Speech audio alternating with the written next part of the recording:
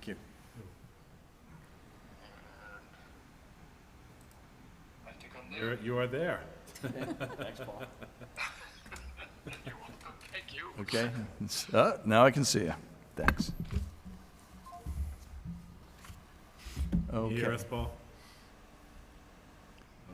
Nope.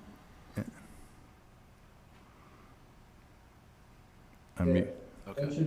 Yep. Yes, we can hear you. All right. Okay. So 6:33, we got a quorum, we can go.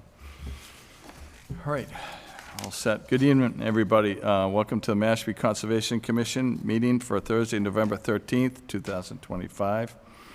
We're meeting in the LaCroix Meeting Room, Mashpee Town Hall, 16 Great Neck Road North, broadcast live on local cable channels 8 and 1072, streamed live on the Town of Mashpee website, and it's a hybrid remote meeting with Zoom ID shown on the agenda. Okay, first item, if you join me for the Pledge of Allegiance.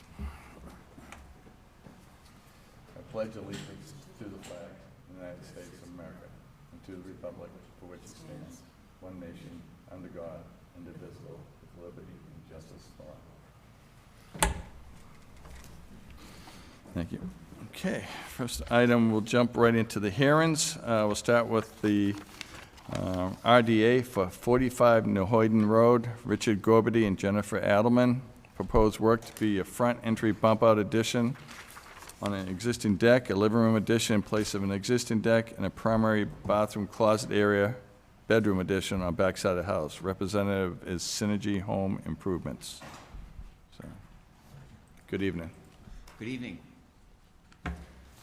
Jeff Bright, CEO and President of Synergy Home Improvements, in request for determination of applicability of the Wetlands Protection Act in regards to the property being located in a floodplain. The representation of Richard and Jennifer Gorby, the homeowners, also my clients, are applying for the purpose of being able to build a front addition bump out, where at current, it already is non-conforming to code and a bit of a hazard. And in addition to that, Mr. Gorby has recently had a knee replacement, and it's quite of an arduous situation. So that is the nature of the original application. Also, I had spoken with the agents at Conservation, Drew being one casualty at one point, but also Mr. Kent, who had advised me of the RDA application being acceptable for the front bump out addition, but an NOI may be needed for the back addition as a proposed application.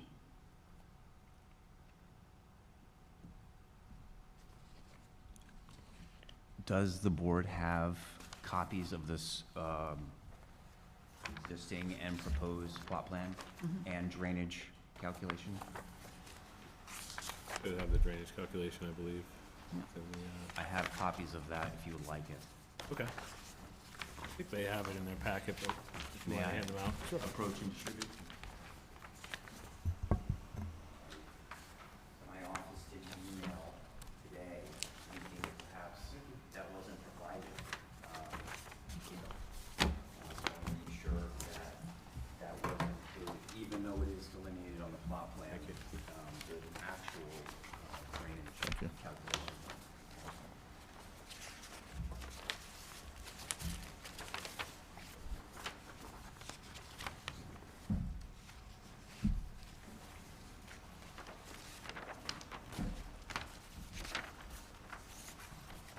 From what I was able to gather in my research, it seems as though the presence of the floodplain is indeed there, but no other non-conforming circumstances such as river frontage or coastal bank or anything like that. It didn't seem like any type of mitigation planting plan or anything like that would be a need. This is an existing footprint application, and I'm interested to hear the board's questions or thoughts or comments on that.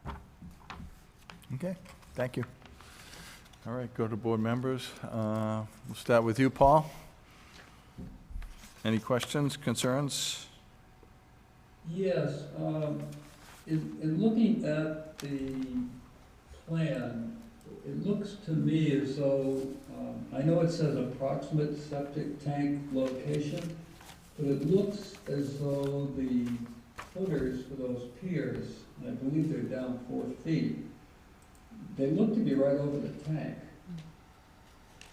From what I can see in a field survey of my own, as I would be the person placing them precisely, it seemed as though, from a structural perspective, we could install structural supports that would maintain structural integrity of the building, although right directly adjacent to it, it seemed like we had space for it. It is difficult to analyze that 100% certain as to its exact location until we actually start digging up the ground.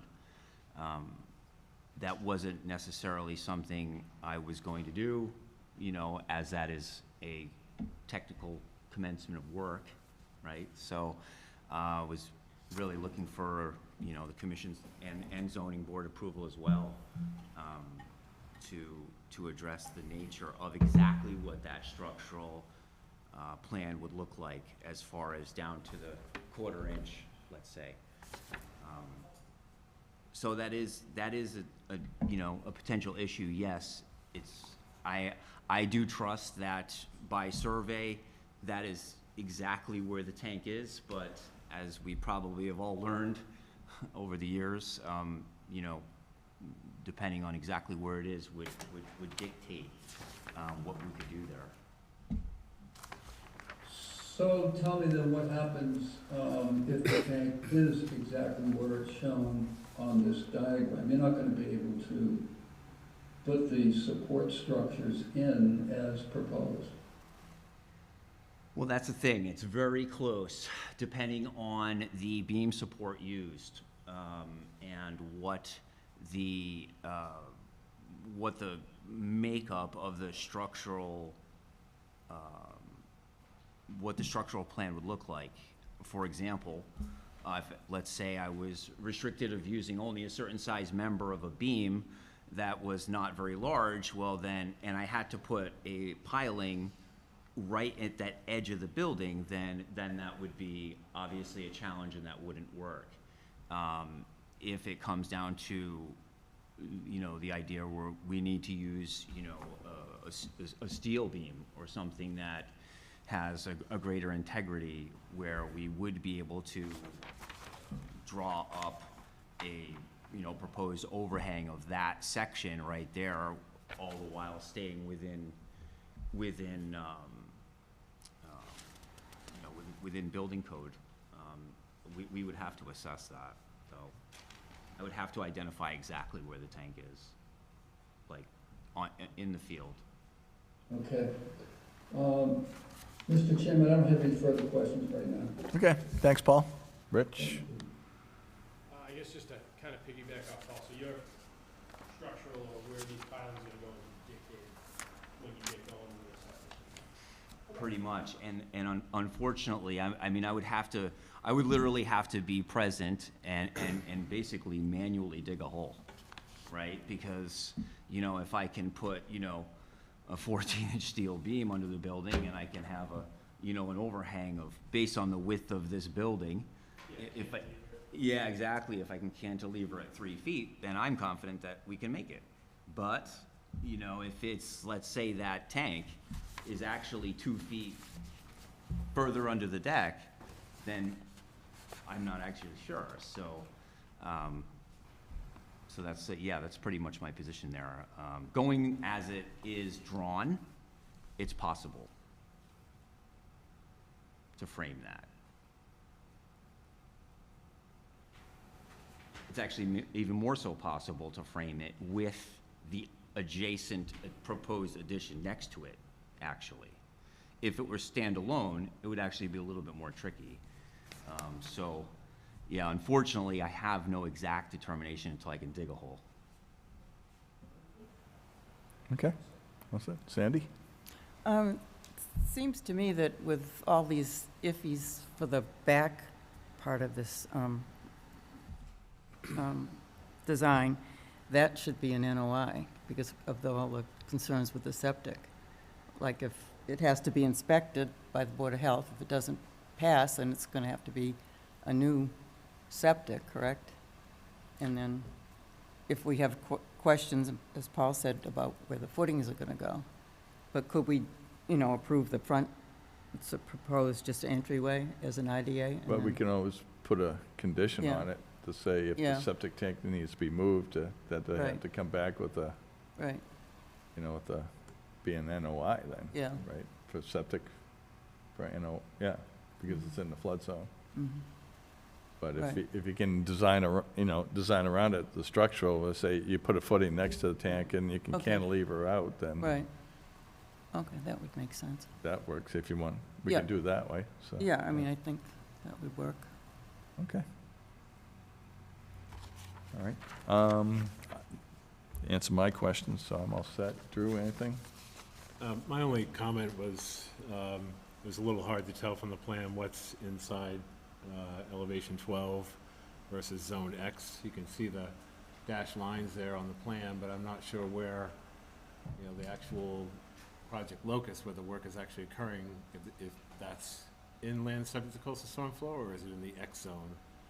When you look at it on GIS, which is not as reliable as, a surveyed Yeah. plan, Yeah. it does intersect between X and elevation 12, but I can't tell from the plan exactly where, in relation to what's being proposed, those proposed addition, the addition. The way I read the plan is it's in AE 12. In A- Pretty much, most of Okay. the property's in AE 12, yeah. Because Yeah. when you see the AE 12 is on the left side of the line and Yeah. X is on the right side of the line, Okay. so, Yeah, I wasn't quite clear on that. yeah. It seemed, I'm sorry, go ahead. Yeah, no, it's fine. Just going over some of my other, so you saw Board of Health comments that they have to do a Title V inspection. And there's no removal of any naturally vegetated areas from what's proposed. So maybe, I don't know if you want to have a continuance to see what Board of Health says, to keep it under an RDA, or if you want to issue a positive determination to kick it up to a notice. It's,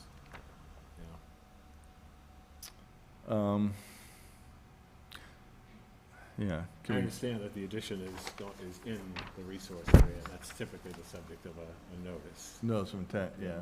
Yeah. Well, we could, if commissioners feel comfortable with doing a positive determination, pushing it to NOI, and then give the applicant time to find the tank, to dig it up and say, okay, where's the boundaries of the tank? And then come back to us on that and say, okay, if the tank's underneath it, because it shows right now the existing deck's on top of the tank, according to the survey plan, so. Yes, that's correct. And for what it's worth, if it's any difference to the commission, the front entry is definitely a priority. I spoke with Mr. Kent, I believe it was the beginning of last week, and he mentioned that it was an almost certainty for the back proposed work that an NOI would be required. In fact, because of the septic tank, I sort of thought it would be anyway, but maybe perhaps not necessarily for the front. But if I'm able to locate the tank based on the existing build location, perhaps that may be, I suppose it depends on what the continuance looks like too, as far as schedule, but you can make the determination from there. So we could do a negative determination for the front addition only and remove the two rear additions and say you need to come back with a notice of intent for the rear additions and the septic. If that's acceptable. Yep. It's up to you. Yeah, Sandy, Rich, you guys agree with that? Yep. Paul? I do. Yeah, I'm okay. Okay, all right. Are you fine with that? I am. Okay. We are. All right. Okay, before we take, any comments from the audience? No? Okay, seeing none. Do we have a motion on 45 Nahoyden Road? Make a motion for a negative determination on the front part of the work, the entry bump out, the living room, and the rear part of the work to be a continuance with an NOI once they determine where the septic tank is. Okay. I wouldn't use the word continuous, it would No. just be subject to a notice of intent. Yeah. Yeah. So that's subject to a notice of intent, once you determine where the septic tank is. Sure. Okay. Thank you. Got a motion made. Do we have a second? Second. Okay, motion made, seconded. We'll do a roll call vote. Paul? Yes, Rich? Yes. Sandy? Yes. And I vote yes. Okay, so you have your approval for the front addition only, and then once you determine where the septic tank is, and then come back in with a notice of intent filing. Very well. Okay, Thank you. thank you. Thank you.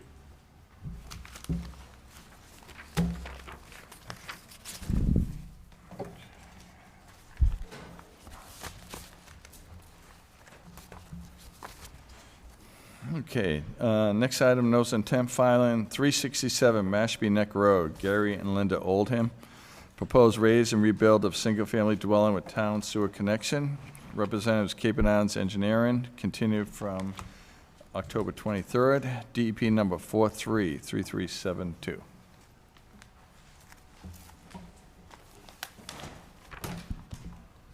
Good evening, Mark.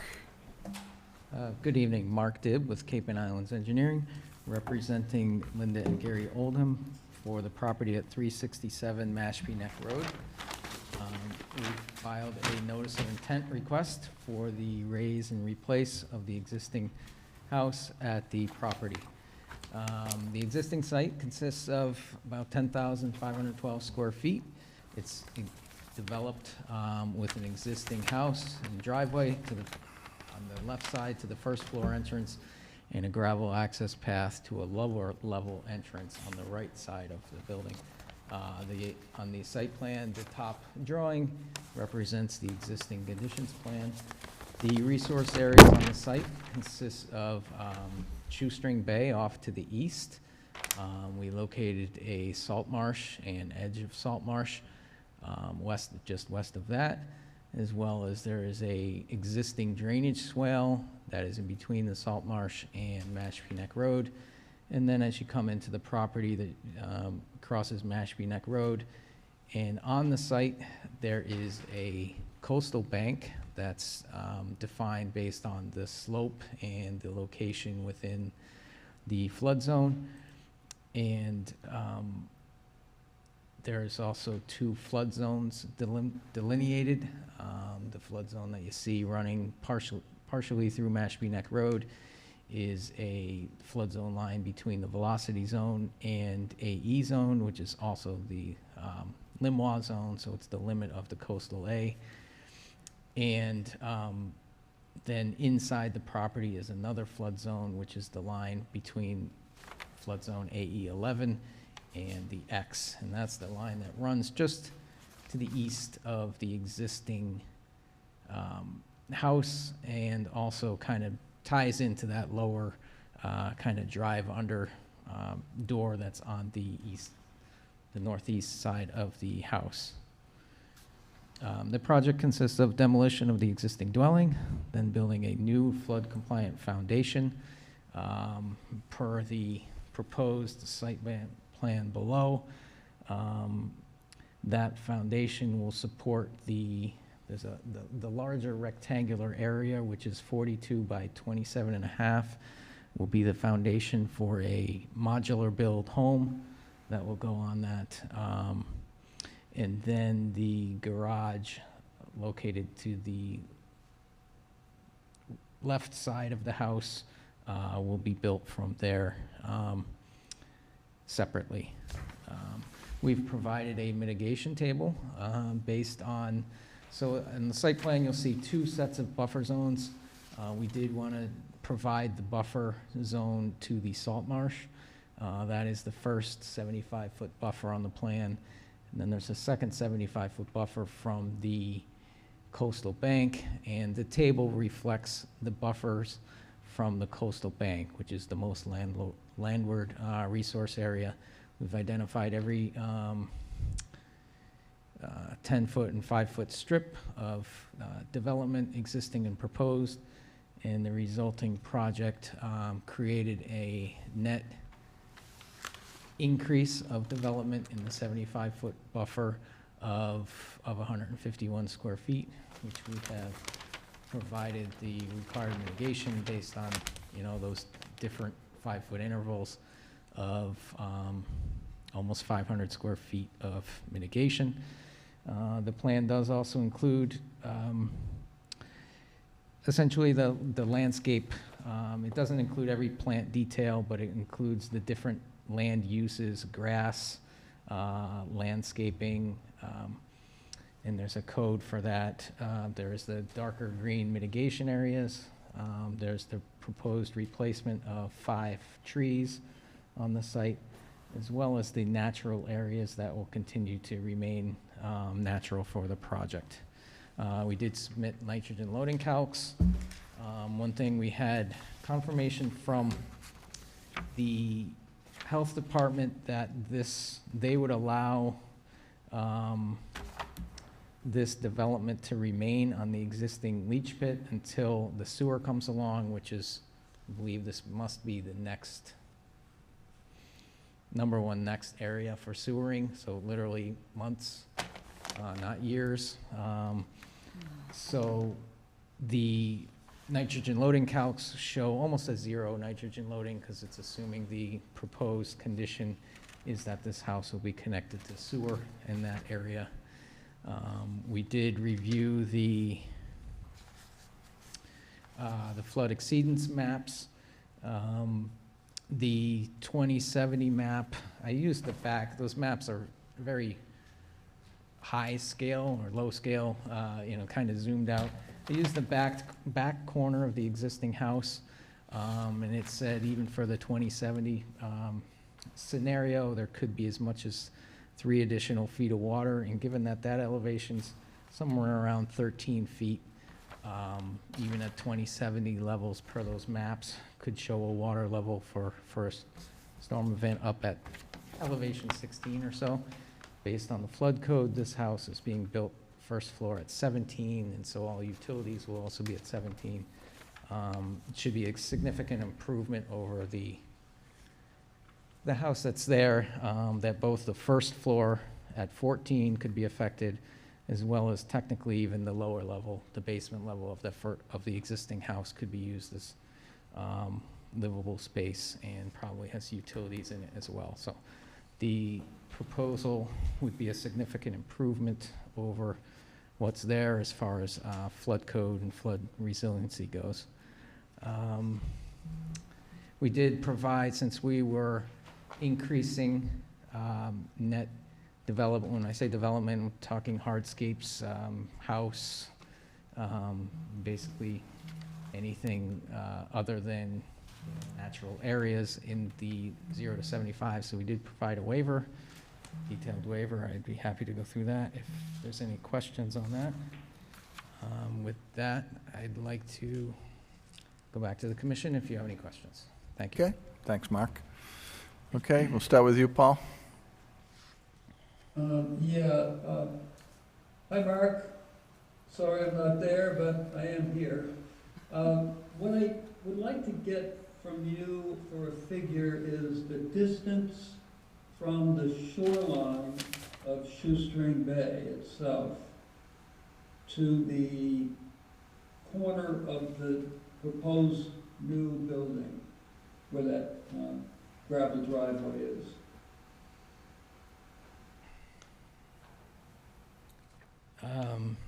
So that is one thing we don't have shown, but the thick dashed blue line would be that water's edge. I mean, I could get it within 5 feet for you for now, but I could get you exact.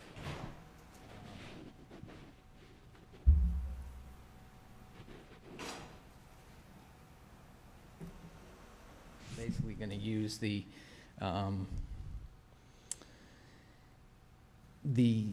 current 75-foot buffer off the salt marsh runs almost right to the face of the deck of the house. I don't know if, are you looking for from the deck or the foundation itself?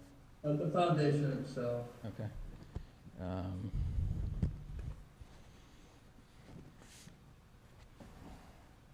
It's approximately, if that's, I'm using the water's edge is approximately 40 feet from the salt marsh.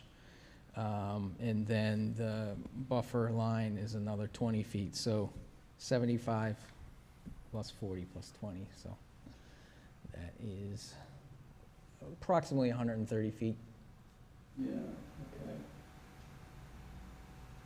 okay. One of my concerns was performance standard 6 under the new Reg 25, where it says vertical walls are thus restricted within the coastal A zone and within 150 feet of a coastal water body within the coastal A zone. This is actually velocity zone, which is a little more of an issue than a coastal A, so you are within 150 feet of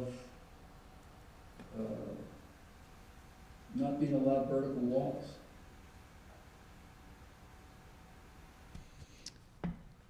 Okay. Well, I mean, this is a modular home, right, so I assume you're gonna set it down on a foundation wall of some type, right? Correct. And there is a desire to have a similar storage under, so that could be accomplished even if it's not a vertical wall.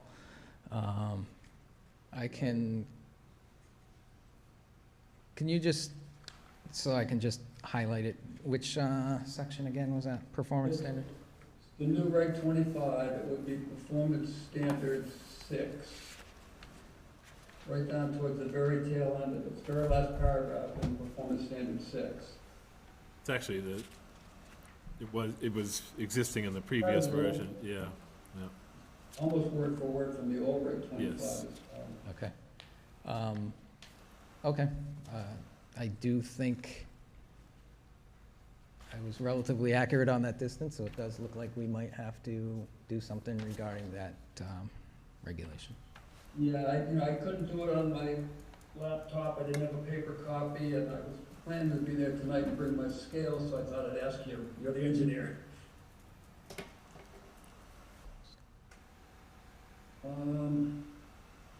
Steve, I'll turn it back over to you for now, I want to check my notes on this again. Okay, sounds good. All right, Rich? Nothing, no questions? Okay, Sandy? No, my only question was, the second driveway, is that absolutely needed? Or could we get some more mitigation in there? You know, plantings instead of the driveway? So the existing house has essentially the same thing. It's an older couple. They want to match what's existing. Is it essential? I'd say no, but it's a request and a desire to have that same type of drive under door. And instead of being, if you went to the site, the existing door is kind of off the right side. This would be off the front side. I mean, we did try to make it just straight in, as minimal as possible. One little thing that this project does is the existing house, that door is actually down in a hole, not a big hole, but by 6 inches or a foot. So water can tend to go down. By adding the flood resiliency, we're adding, it's basically almost level now versus creating a dangerous hole. So it's that, it's a desire for the project. It is included in the balancing of the mitigation calculations. So that's my answer. Okay, thanks. I just would like to see some more, but instead of driveway, that's fine. Okay, all Yep. set. Yeah, Mark, I'm gonna go back to what Paul was talking about. So I see the driveway coming up, I see a new stone wall on the left side of the driveway, you have elevation 8, the proposed basement floor is elevation 8. So that's a garage door where you can walk right in. Yep. So, and then all the other grades going across the front of the house are higher, I see 12 across the driveway. Is that 12 carrying over to that retaining wall, to the left of that stone driveway? Yes. Okay. So if this is in the flood zone, I don't know how you can meet all the flood zone codes with just one single overhead door in a tiny corner of a house, because the flood zone building codes say you need to spread flood vents out throughout across the whole basement. So that was one question I had there. So that's an issue, and it goes back to what Paul said. If I could understand if you needed a rear foundation wall or a retaining wall because of the grades are higher in the rear, and at the front you do, pilings or piers or something like that, so water can flow in and flow out. Then the next item, you mentioned about the leach pit is going to remain, that Board of Health said, until the sewer comes down the road. Where's the septic tank? I'm not seeing that on the plan. From all the information we could find, it is still currently just a leach pit. So there's no tank, there's no D-box, it's just going into a pit. And the determination that since it's literally a month or two away is what we were told, to drop a tank in for a month. And this is, I could confirm, I have some answers to give you, so I can confirm if this is seasonal, if it even see flow before it's connected. You know what I mean? Okay. If it's seasonal and nobody's even living there, it can't hurt to just stay there till it's connected. But I can confirm Yeah, that. because it sounds like even in phase 2, it's still going to be Yeah, a couple years away. yeah, no, it's not months. I For don't think, sewer. that area. I'll look into that. Okay, so, yeah, if the house gets approved, definitely need a septic system in there. And then, and the building plans don't match up, so if you're planning on having an overhead door at that driveway, the building plans don't show an overhead door there Okay. at all, so. It- And they don't show any flood vents or anything like that, so. And then in the front yard, it shows that you're gonna, so we're gonna have a driveway that's gonna, I see the drain down by the street at elevation 8, and it goes up to 13 at the garage, so that's a 5-foot height drop. But then in the front yard just shows lawn area. So is that front yard just gonna be, follow that grade down, or is it gonna be more level? The front yard will be more level because at the house, so that outer smaller rectangle is a deck. The grade adjacent to the house will be more like 12 versus trying to get into the garage is 13. So the yard will slope from 12, or we could even propose a different grade, 11. It'll slope from 11 to 8 by the property line, and then you'll see the edge of the roadway is 7.5. So it'll slope 3 feet in Okay, so approximately. instead of lawn, could we have mitigation there, since that's the closest to the salt marsh and the bay? I can look into that. I mean, it's, at this point, it's a very small area remaining, and I think the desire is probably gonna have some sort of small lawn area. I could provide an area on that, if at a minimum, reduce lawn and do landscaping, maybe not the actual, required mitigation. So I could at least try to, I'll see what I can do on that. Okay, great, thanks. All right, we'll come back to you, Paul. Yeah, I did have a note here about phase 2, and I concur with Sandy's point on that. We're not talking a month or two down the road here, we're talking a substantial length of time. So and I know it's a modular home, that's what was mentioned, so I find it hard to fathom that they're gonna bring in a brand new home and sit it down on whatever foundation we decide on, and just let it sit there unused. I don't see I don't see the project flowing like a typical construction project would flow. I can look into that. I think it might have been the builder that conveyed the time frame, which could have been adjusted slightly, so, let me work on that and confirm, and, What the, from a conventional build to a modular, is it like 25% less, 50%? Like, obviously, this home would be a year under construction from start to finish. What's a modular? Is it 6 months? I don't know. it's build a foundation, and then it gets delivered and put together in days, Yeah. so, but I obviously need to review the sewer schedule along with the phasing and just the project as a whole. It's fine. Okay. Paul, you have anything else to add? No, I think that was it. I was gonna ask on the Mars data, but he has that, which is good. Almost set? Okay. Mark, one other question. So these nitrogen loading calcs, the first one says calculations without IA, and it's 10.8 parts per million. But if you only have a leach pit, is this number valid? It's still just based on flow going into the ground, so septic tanks themselves, I don't believe you gain much nitrogen treatment out of. Okay. So even if there was a tank in front of it, But with a pit, do we even know what the pit is? Is it- there's can- very poor existing information. It sounds like it was built with the house.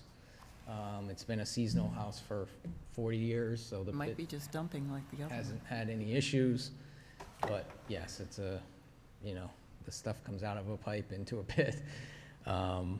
So, yeah, we can continue to, I do believe the existing calcs would be accurate. And at the end of the day, assuming we're connected to sewer, it'll go down to almost zero. Right. But right, again, we'll yeah. have to review the timing on all that stuff. Okay. All right, thank you. Drew? I just had a couple of recommendations, if the commission wanted to condition them, whenever it comes time for a decision. Was just looking at the driveways. For the pervious driveway, the secondary one, my recommendation is to have a cobble edging there at the toe of that driveway. And for the other driveway, if it's gonna be impervious, either, if they show a catch basin on there. I think I previously recommended if it was possible to have that as a pervious service driveway, but just for your consideration.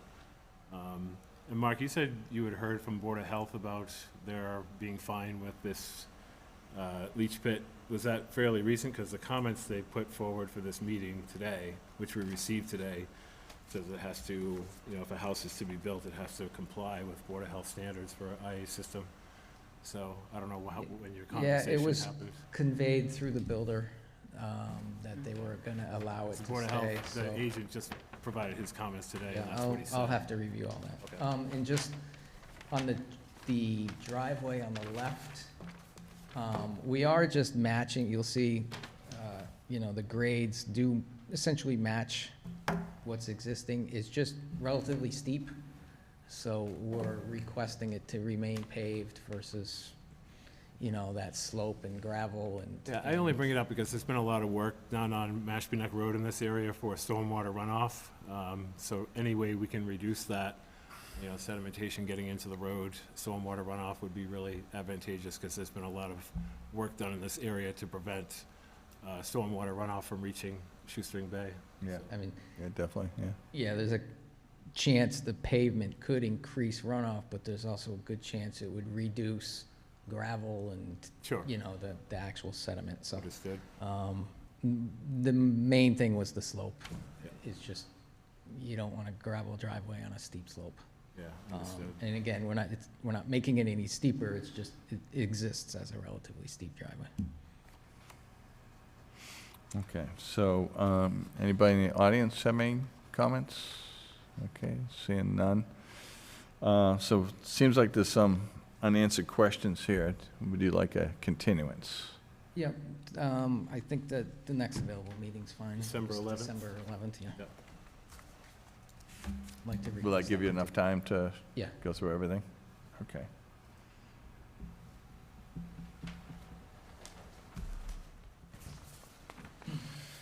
Okay, so we have a continuance request. Do we have a motion to accept the continuance for 367 Mashpee Neck Road to December 11th?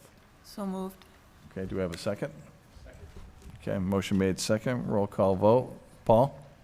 Yes. Rich? Yes. Sandy? Yes. And I vote yes. Okay, Thank you. thank you, Mark.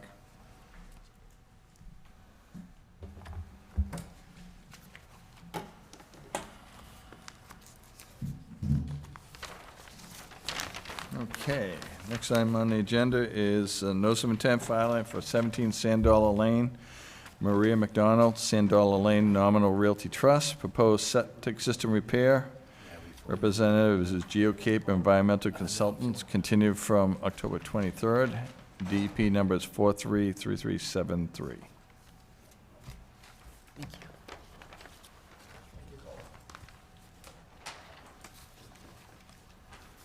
Thanks, Scott.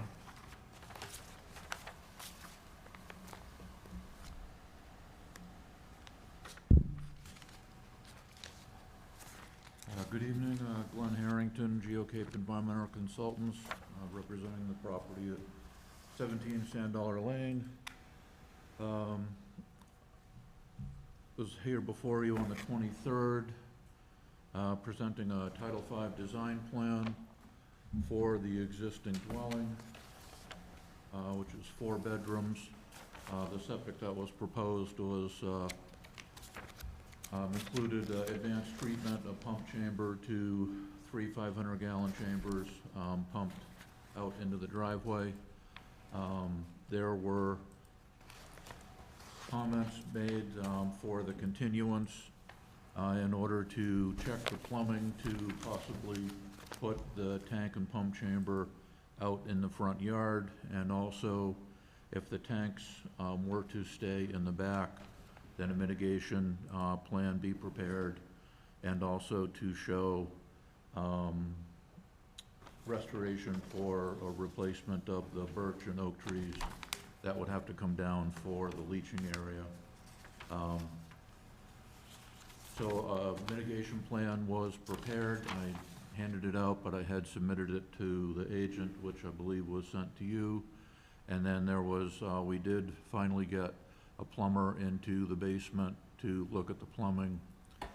It took a little bit, I apologize that, but it took a while to get a plumber there, but we did have an estimator come and provide an estimate to turn the plumbing. It was Coastal Mechanical who came, and their estimate included turning 2 of the pipes that came down the front wall from the upstairs, and then also to add an ejector pump for the basement bathroom. And unfortunately, with that new ejector pump, there would have to be a vent brought up through the upper floors, and then also have another penetration through the roof. And those are the other kind of unknowns that were part of that estimate, is that there is plumbing in the front wall, which is, that they could not see, that would have to be removed. So they don't know what they're fully gonna get into if they move the plumbing.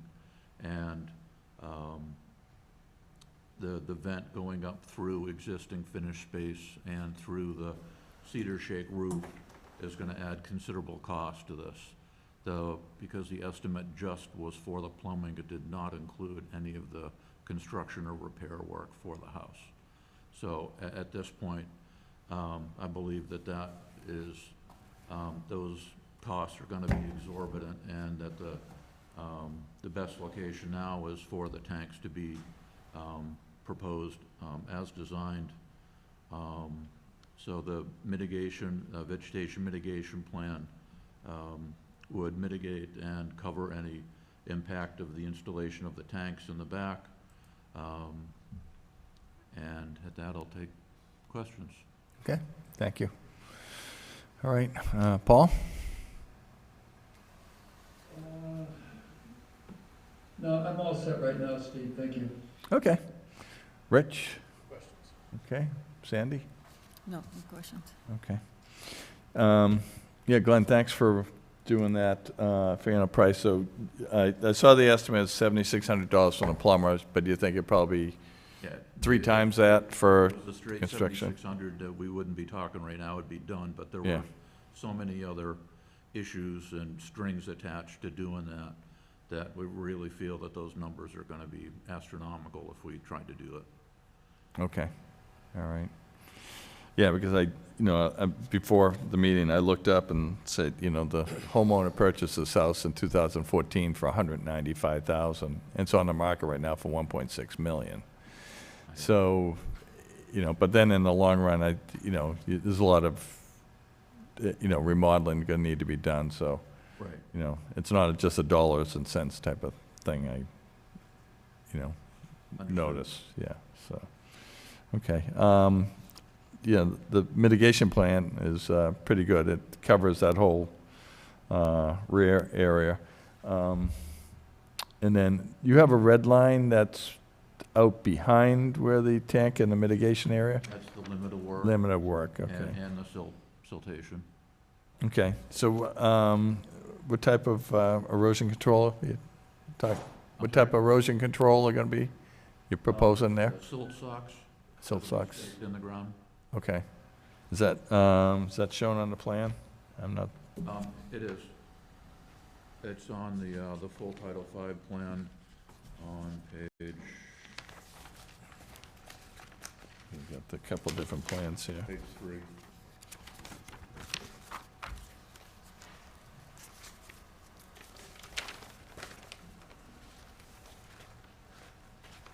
On page 3 of the plan or the, Page 3 of the Title V plan, yep.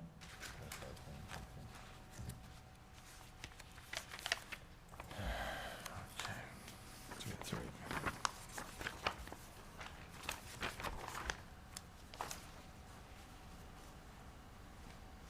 Okay, great.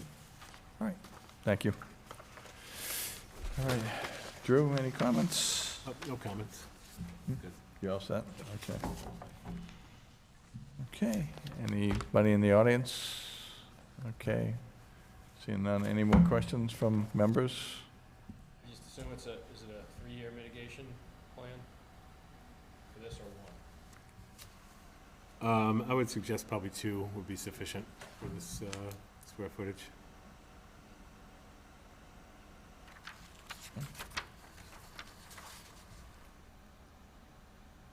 All right, great. Okay, if we're all set, do we have a motion for 17 Sand Dollar Lane?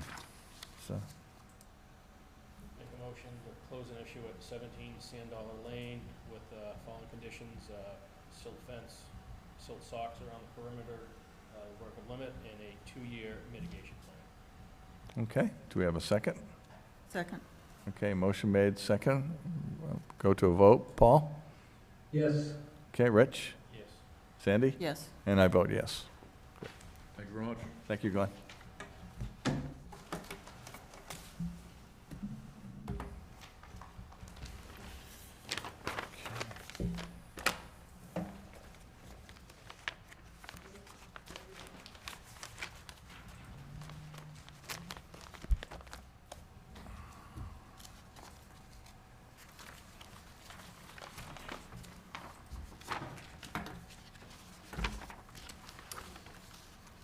Okay. All right, next item, notice intent filing 252 Shore Drive, Concert, New Seabury, proposed replacement, redesign of Papaneset Inn, Sperry Tent and associated elevated deck, representatives BSC Group, continue from October 9th and 23rd, DEP number 433371. Good evening, everyone. For the record, Hannah Raditz, wetland scientist with BSC. I think just like we did last time, I'll go over the items that we provided for the commission that were requested at the last meeting, and then go into additions and then finalize with a summary before we open up with discussion. Again, this is the proposed replacement of a outdoor tent associated with Papaneset Inn. The proposed tent is going to be on elevated deck structure, and there's an accessory elevated walkway that's associated with this project. At the last hearing, the commission requested a number of additional items and considerations, which we've delivered on. The revised construction plan was submitted to you all last Thursday, and that also includes an additional expansion of the laydown area, confirmation of the width of the access, which at a minimum is 15.5 feet, which is sufficient for the construction equipment needed for this project to access the site, as well as a highlighted area of the demolition, which will serve as the work pad that they'll work into as they're deconstructing these structures and then building up around them. We also included the structural plan, quite large plan set from the applicant's design team. This includes support and piling plans and cross sections with a number of additional notes. Of importance with this is the number of pilings was requested. That's 120 for all structures. That's the elevated deck itself as well as the walkways. In total, this will result in a ground disturbance of 20 square feet for all of these pilings. We also noted that 95 are within coastal dune and 119 are within land subject to coastal storm flowage, with one additional being in the buffer of land subject to coastal storm flowage. I'll go into greater detail about piling supports later, since we also provided that in the information in the revised scope letter. But we also shifted the soil borings closer to the existing structures. So the two that are in dune, we shifted closer to the existing tent.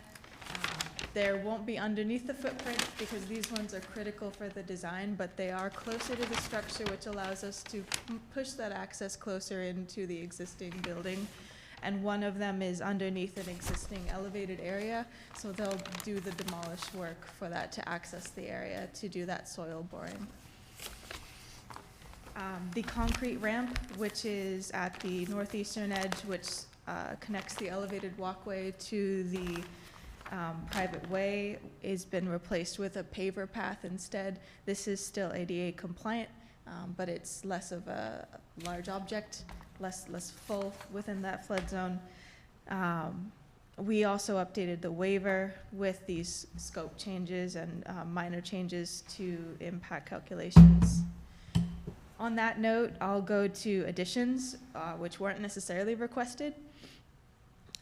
So as we were redesigning or addressing the construction access, we realized that there's a shed that's no longer needed. This 105 square foot shed along that access way will be removed and not replaced. They'll just restore the area with clean fill as needed and leave it in its existing condition following construction. We also, we mentioned this in the last meeting, but the 53 square foot wooden stairway and concrete pad off the side of the elevated walkway is not needed. And we hadn't removed it from the plan last time, but now that's officially reflected in the proposed plan. We also addressed a calculation error on our part. So the elevated walkway that shows going from the tent to the private way, we had miscalculated about 2 feet and 11 inches of width. So that amounts to 178 square feet of elevated walkway that we didn't account for previously in the impact calculations. This was a minor increase to buffer zone impacts to the 0 to 75 foot buffer to coastal dune and coastal bank. But overall, didn't require any additional clearing. It's still within that footprint and was shown on the plan appropriately. We just did not have the calculations correct on that. Some information on the pilings, as I mentioned earlier. Those pilings, which previously we had included in the revised scope plan, are now reflected to be helical piles. They'll be about 5.5 inches in diameter and they will be installed to an anticipated depth of 10 feet. Again, this is based on not having the soil boring information, so this is based on the understood conditions of the sediment at the site and the design requirements of the structure given the flood zone. We had no increase to resource area impacts after calculating all these changes. There's only a small increase to buffer zone impacts, as I mentioned, due to our miscalculation before. But still taken as a whole, understanding that our buffer zones are all overlapping on top of each other, the largest impact that we're proposing is 568 square feet of buffer zone. And we are still proposing quite a bit of mitigation and restoration. The mitigation has remained the same, 3,332 square feet, and the restoration increased slightly with the removal of that shed up to 1,436. This amounts to 4,768 square feet of combined mitigation and restoration for a greater than 8-to-1 ratio based on the increased impacts within the buffer zone. As I mentioned at the beginning of this, all of the structures within this project scope will be elevated, so it will be quite the significant improvement to the dune. We've moved these structures and the replaced walkways as close to the building as possible to really keep that footprint as small as we can, which will open up the largest amount of the dune and buffer zone to be naturalized and improved by the mitigation and restoration efforts proposed. We did also get some information from the engineer today, which we would have included in the letter, but I just decided I would jot it down before the meeting and bring it up since it was a comment under the last meeting. So the elevated deck and walkways have been designed to the American Society of Civil Engineers design standard 24, which has to do with flood-resistant design and construction. Under section 9.2.2, this addresses detached decks, which this is not, this is as it's not attached to the Papaneset Inn. This standard allows for this deck to be permitted within this flood zone, only if it follows one of the two or if it complies with one of the two requirements that follows. One of them is the deck is designed to remain intact and anchored during a base flood elevation event, and the other is that the deck can break away to minimize damage against the adjacent structure. The applicant has chosen the second, for it to be able to break away to minimize damage to the structure. However, the structure is still being designed to accommodate the base flood elevation of 12 feet with an anticipated 1.5 feet of scour at the base of the structure in this flood event. So that's the end of the majority of my notes. I think I am ready to turn it over to the commission for any questions they have. Great, thank you very much. Okay, we'll go out to commissioners. Paul? I'll pass right now, but I may have something later. Okay, sounds good. Rich? Oh, yeah, and then I might put you, but the helical pilings, is that in lieu of the boring machine, so that boring machine won't come in, or will it still come in? It was on tracks, it would come in, and is that what we're using for? No, so we changed the piling, I don't have it in front of me since I don't have the old plan. We changed the piling supports for the deck and the walkway to helical piles. So that's just the sort of the shape of the support within the ground itself. But the borings still will be conducted in the same manner as before, using the tracked rig to access those areas, and the location we just shifted. Okay, thank you. Mm-hmm. Okay. Sandy? Yeah, just one minor question. The new proposed pavers that are just above the old shed that you're removing, will those be pervious? I believe it's possible to make them pervious. We would just have to check to make sure that they're still ADA compliant, but I believe they would be. Okay. If I may, this is Megan Brady for SA Design, if I may address the committee on that question. The pavers will be permeable. Okay, thank you. And that's noted on the plan? Or will be noted on the plan? We can, yeah, I think it's just Absolutely. called it as pavers. Okay. Yeah, Hannah, thanks for switching over to helical piers. That addressed my major concern from the last time. The plan submitted, the architectural plans, those are old set of plans because they don't show the helical piers on the cross sections. They still show concrete footings. Is that? I think these ones should show the helical piles. I think it's a bit of a confusing when you see, so those plans that you've got in front of you are the permitting plans.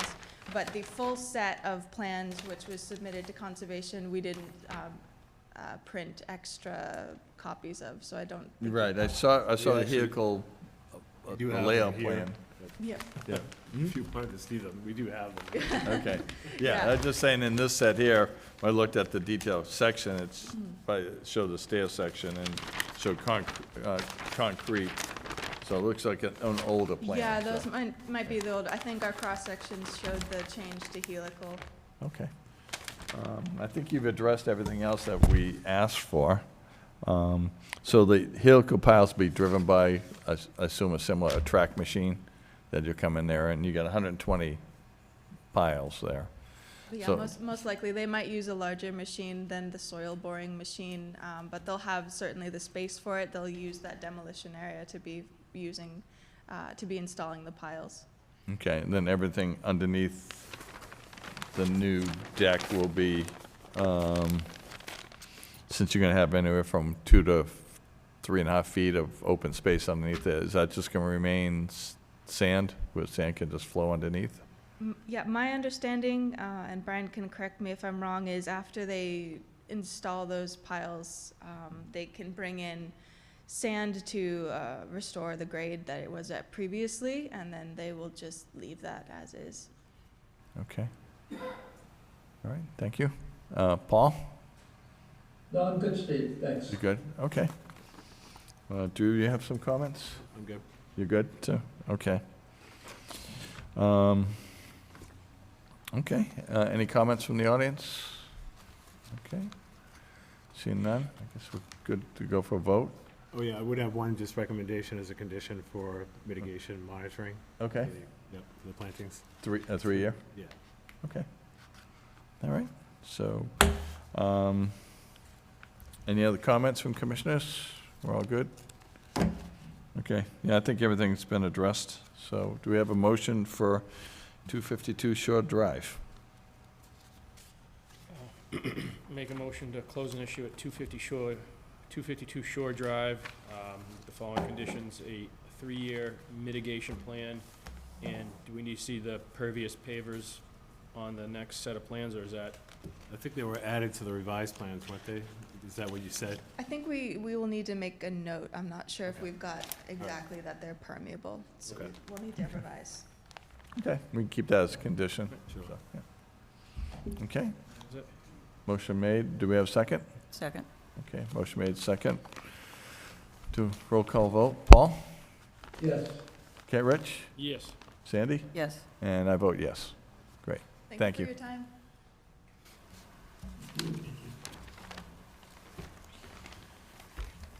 Okay. All right. Next item, notice intent filing at 5 Deans Hollow Road, John, Beth Ann, Lewis, and Drolet. Proposed raising of an existing dwelling, construct and maintain new single-family dwelling, hardscape, landscape, and mitigation plantings. Representatives Cape and Islands Engineering, continued from 7/24, 8/7/94, and 10/23. DP number 433356. Okay, good evening, gentlemen. Good evening, everyone. My name is Adam Brodsky. I'm an environmental and land use lawyer, and I represent the applicants John Lewis and Beth Gillette. Unfortunately, they are not available this evening. As you noted, Cape and Islands are the project engineers, and Chuck Rowland, our professional engineer, is also not available this evening. But we do have Andrew Garrelay, our landscape architect with Yarmouth Port Design, as well as Ekaterina Lebovich, architect with Architect. We were last before the Conservation Commission on October 23, and we had a number of deliverables. The first is, and this related to the order that was issued at the last meeting for the septic system, but also for this project, we provided a copy of the grant of Title V nitrogen loading restriction and easement document so that you have that for both of your files. Second, we were asked to provide a revised waiver letter, which includes specific reference to your Regulation 12 standards, and we provided that also. That's dated November 6, 2025.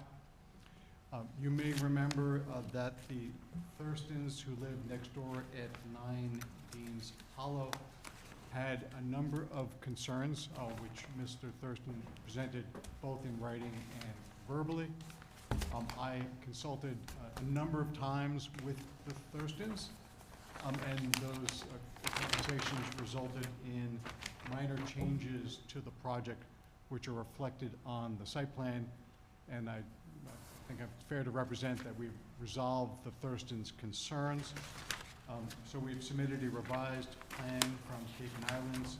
It's the proposed site and septic plan revised as of November 4, 2025.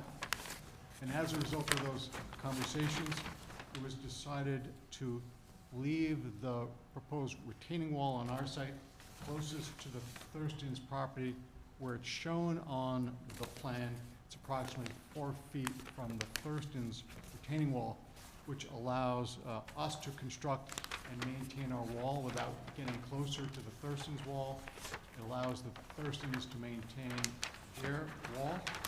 It minimizes, any additional fill in the floodplain, which would be required if we had extended our wall and filled behind it, and allowed it, the proposed mitigation plantings in that area.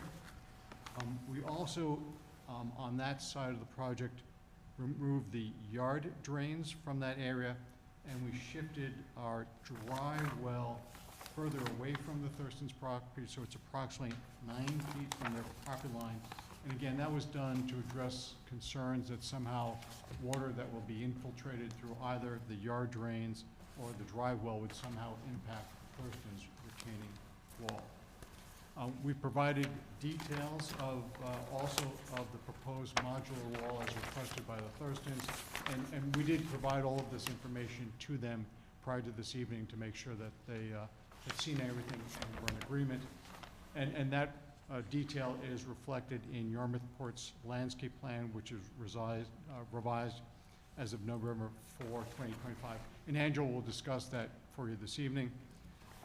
And lastly, we submitted revised architectural, or a revised foundation plan, from Architect Associates with a revision date of November 4, 2025.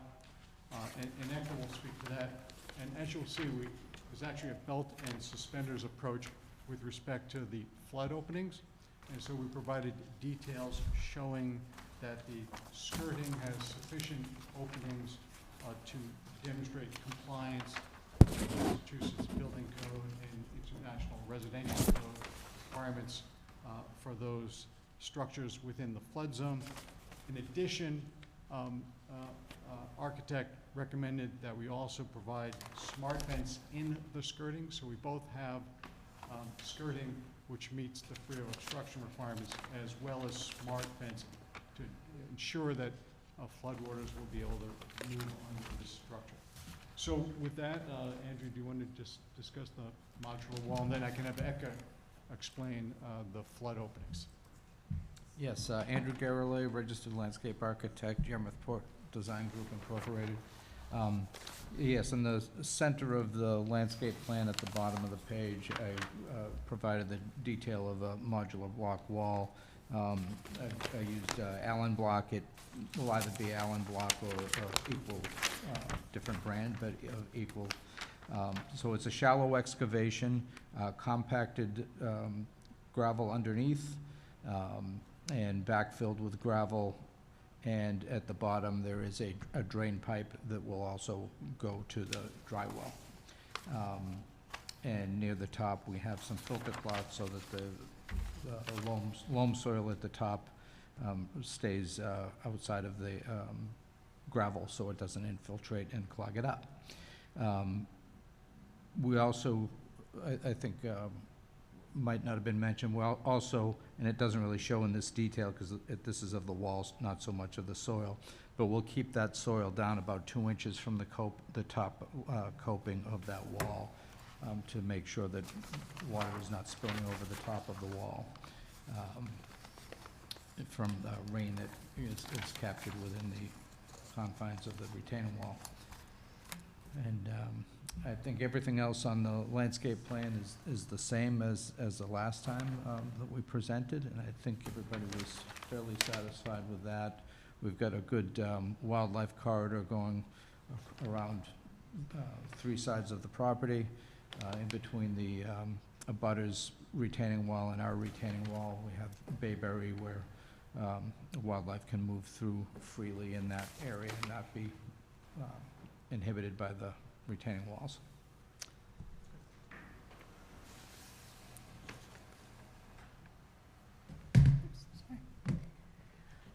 Hi, Ekaterina Labovich from Architect Associates. I'm just here to explain the skirting that we have going around the house and the proposed additional flood vents if they are needed and necessary.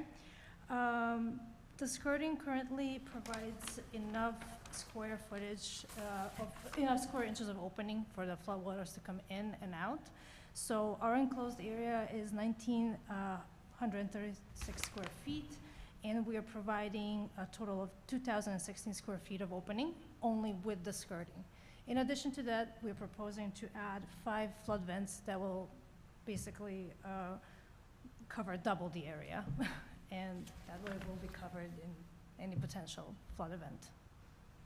Okay, great, thank you. All right, you guys all set? Yes, Chair Cook, thank you. Okay, thanks, guys. All right, we'll go to commissioners. We'll start with you, Paul. Did we at the last meeting discuss cutouts? And this is a slab floor, correct? I think so, yes, I believe it was, for Chair for Cook, percolation, right? We did discuss cutouts in that the client's also willing to use gravel beneath the structure if the Conservation Commission thinks that that's a more appropriate material. That would be even better. Yeah. Yeah. So we got authorization from the client in order to offer that. Okay, Okay. great, thank you. Now, I read the documentation on the lands, you know, the offset lands. We got 2 documentations, I believe was for the other project as well, just the septic tank. I didn't follow that. I'm sorry, Mr. Colombo, again, both projects have a septic component, so it's the same. The same lot. Same lot, same credits, that's correct. Again, if the commission is going to be approving the house project with the septic, we'll obviously have to select one of the orders upon which to move forward with. Okay. No, I think I'm all set, Mr. Chairman, thank you. Okay, thanks, Paul. All right, Rich? No, I think I've addressed all the concerns, so no questions from me. Okay, Sandy, No questions. you good?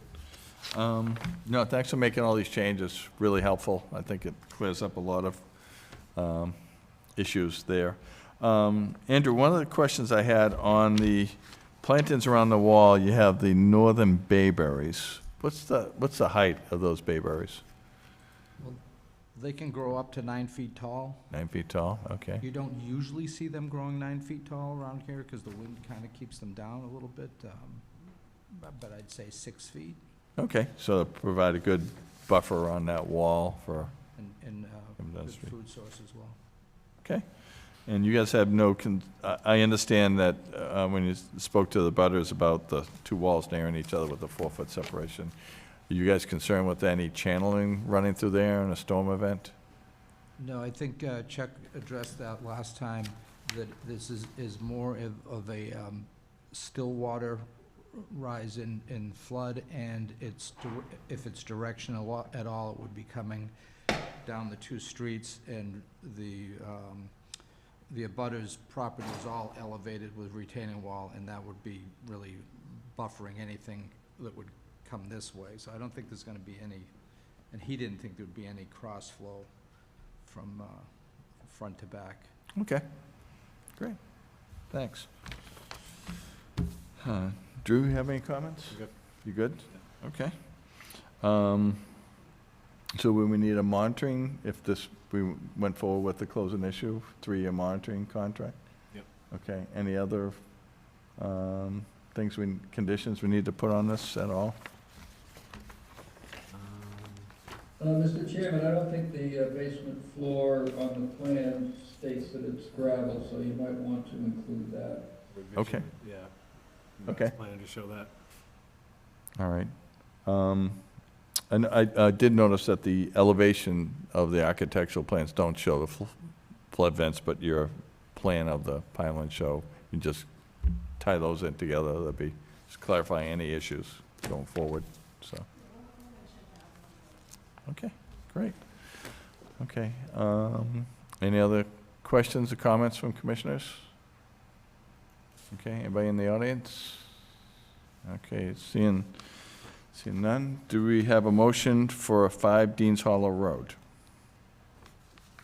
Make a motion to close an issue at 5 Dean's Hollow Road with the following conditions: a 3-year mitigation plan and gravel under the foundation instead of concrete. Okay, great. Under the structure. Under the structure, okay. Gravel. Okay, motion made. Do we have a second? Second. Okay. Any other discussion? Okay, seeing none, we'll go to roll call vote. Paul? Yes. Okay, Rich? Yes. Sandy? Yes. And I vote yes. Great, thank you, gentlemen. All right, thank you very much.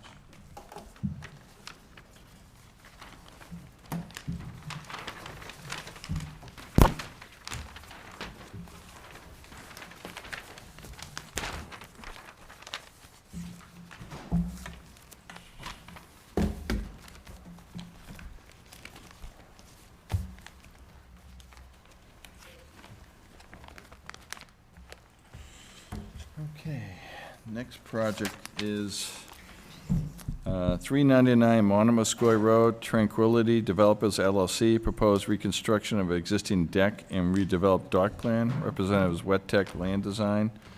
And we do not have a DEP number on this one yet, right? This is, Yes, we do. This is 43-3375. 375, okay. Okay, and they have asked for a request for continuance, I believe. Is that correct, Drew? Oh, that's 30 Captain's Row. This is 31 Nick Trail. No, I'm at 399 Monomoskoye Oh, Road. I'm sorry. Yes, they did. Yeah, Sorry. Okay. So they, did they ask for a date? Yeah, it's December 11th. Okay. To December. Okay. Does this need more time for plans or I think it was ZBA application. ZBA Yeah. application? Yeah. Okay. Great. Okay, do we have a motion for 399 Monomoskoye Road to be continued to December 11th? So moved. Okay, do we have a second? Second. Okay, motion made and seconded. Roll call vote. Paul? Yes, but before you go on, I'm looking at the agenda for the comments, and I don't even see this Yeah, one listed. I don't, Right, it's not there. It's on the Yeah, I original used a different agenda before that. Okay. It got taken off, so that's I saw my, the file on it. Yeah. I had some questions on it, so I was a little confused where we yeah, were. sorry about that. That was my fault. That's all right. Yeah, I had the same question too, Paul. I'm good with the continuance. Okay, pauses. Okay, Rich? Nope. No, we have motion made and Oh, second. I so- seconded. Oh, yeah, right, so we'll vote. So Paul just said yes to Oh, I'm continue sorry, it. yes. Okay. Yeah. Okay, Sandy? And I vote yes. Okay, continue to December 11th. Okay.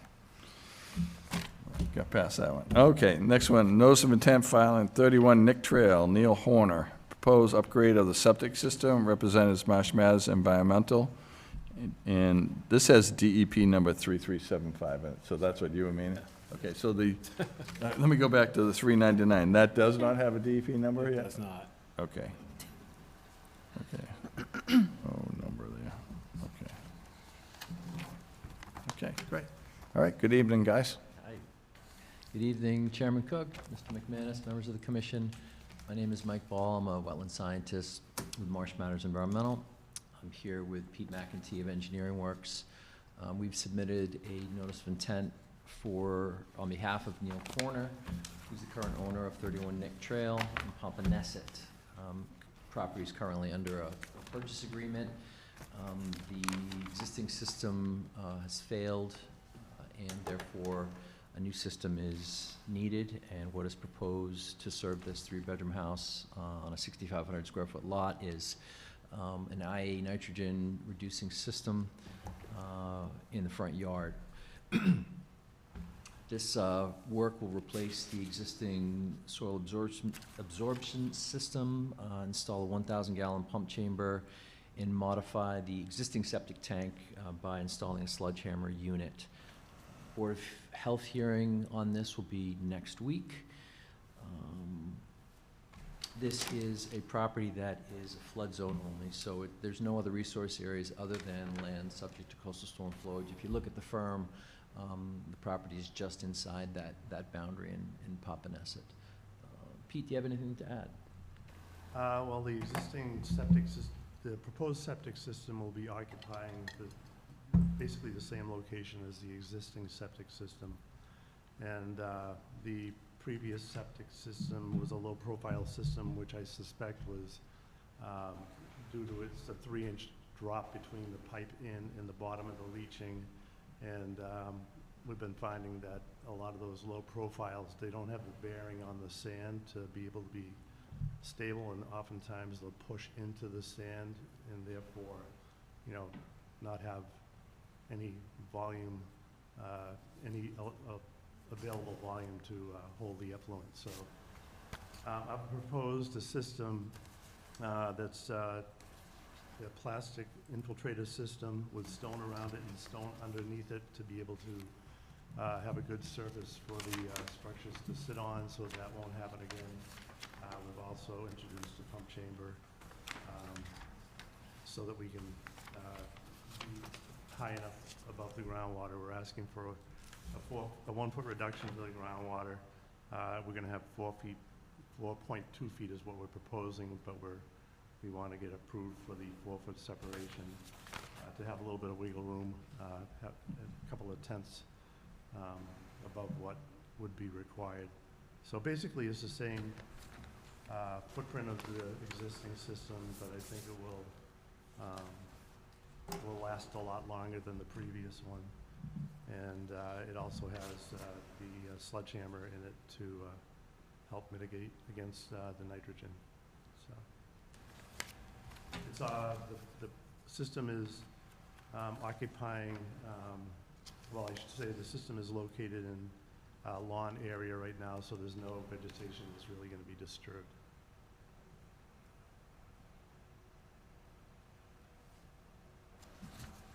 Okay, great. Thanks, guys. All right, go to commissioners. Paul? I noticed in the comments that the nitrogen calculations weren't submitted, but do we have those now? We do, Yeah, right here, Paul. You got them printed out over there? It shows 15.749 parts per million. That's the proposed, right? That's, well, I mean, there's nothing changing between existing and proposed, so it's the existing and the proposed. I didn't incorporate the any nitrogen reduction for the for the sledgehammer, so that's. So the sledgehammer is not included in these numbers? Sledgehammer is not included in this, no. Okay, so Dan, I'm not exactly sure how you'd include that in there, to be honest with you. So, with what we enter into this spreadsheet that you have. So, Paul, do you want me to take a picture of it and text it to you so you can see it? No, I'm good, as long as we have it. I just want to make sure it was part of the administrative record. Peter, you mentioned, that you wanted to have a little bit of wiggle room. What did you say, it was a little over 4 feet of clearance? Yes, we're asking for a 1-foot reduction to the 5-foot of separation. So I'm proposing 4.2 feet above the groundwater as opposed to the 4 that we're requesting, because oftentimes, you know, when these installers are putting them in, I don't like to hold it right to the 4 feet, because there are some times where they're a little bit off in their installation, and I want to make sure that we can get that 4 feet of separation, I guess is what I'm saying. Right, and you only have, what, 9 feet from the field to the house? 9 feet from the field to the house. These variances were requested under the previous approval also. So we're basically going to the Board of Health for the same variances that were requested for the system that is in place right now. Yeah. I mean, there's not much room on the property. Oh, no, there isn't. I was trying to find some extra wiggle room to get to 5 feet, but I just don't see where you can get it. Yep. What is the contour level at the foundation of the house as to oppose to the lot line along Uncle Henry's Road? Is there any kind of a slope there at all? Yeah, there's about, the grade at the house is 10, and the street elevations along Uncle Henry's are 7.33, 7.95, so, you know, roughly 7.5. So there is a slope going down there. We're proposing a polyliner to prevent breakout for our system.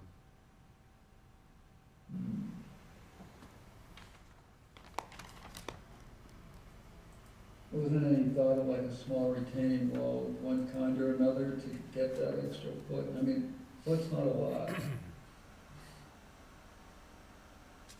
Well, you know, we try to keep the expense down too, so, Yeah. Well, not that money's no object, it is, but I'm concerned about groundwater as well. I'd like to get that foot if we could get it, but well, we could get it by putting a lower profile system in again. and what was the issue, Peter, with those? They're not stable enough? They're, Yeah, you know, if you have what it is these low profile systems, the exterior, it has like a sort of a plastic resting, the plastic rests on the sand, but in between it, there's these little pedestals that are about 4 inches in diameter. And, you know, when you put sand on top of that, it just naturally pushes into it, you know? What I've been trying to do, what I do when I do a low profile, which is something we could do on this, I just think that this is a better system. I could put a low profile in there and put a geogrid under it, a structural geogrid, with stone over it to hold, you know, the units up, because the units will be resting on the geogrid. They'll be held taut by, we overlap the leaching system by 2 feet on around the entire perimeter, so it locks that geogrid in. Right.